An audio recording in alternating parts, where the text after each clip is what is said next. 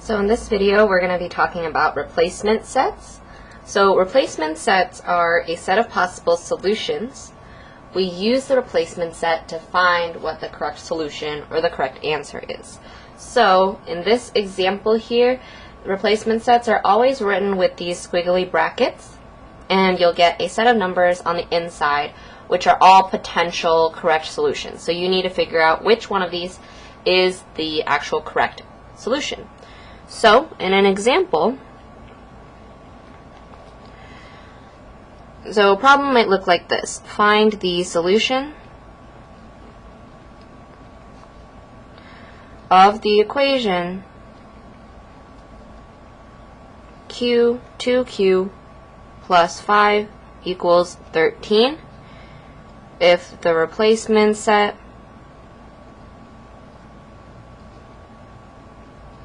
is, you have your brackets, 2, 3, 4, 5, 6.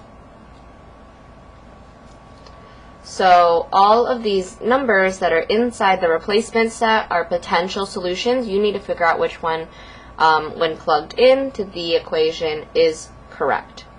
So how we do this is we always need to show all of the work where we're plugging in the numbers. So the first step is to plug in each number for the variable. So our variable in this case is q, so I'm going to replace q with each number. And I'm going to use baby parentheses when I plug those in. So I plug in 2, I plug in 3, I plug in 4, 5, and 6. So I plug in each value with a number from the replacement set, and I also have the full equation. It's equal to 13.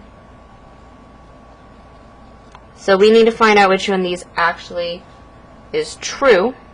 So for step 2, you just solve and identify which one is the correct solution. So solve and identify the correct solution. So when you're solving, just follow the order of operations when you're solving. So in this case, first I do the multiplication, 2 times 2, which gives me 4. 2 times 3, which is 6. 2 times 4, which is 8. 2 times 5, which is 10. And 2 times 6, which is 12. Now I just solve each of these out. I can calculate how much each one is. And I can identify which is the correct solution. So only one of these is equal to 13. It actually gives me my equation.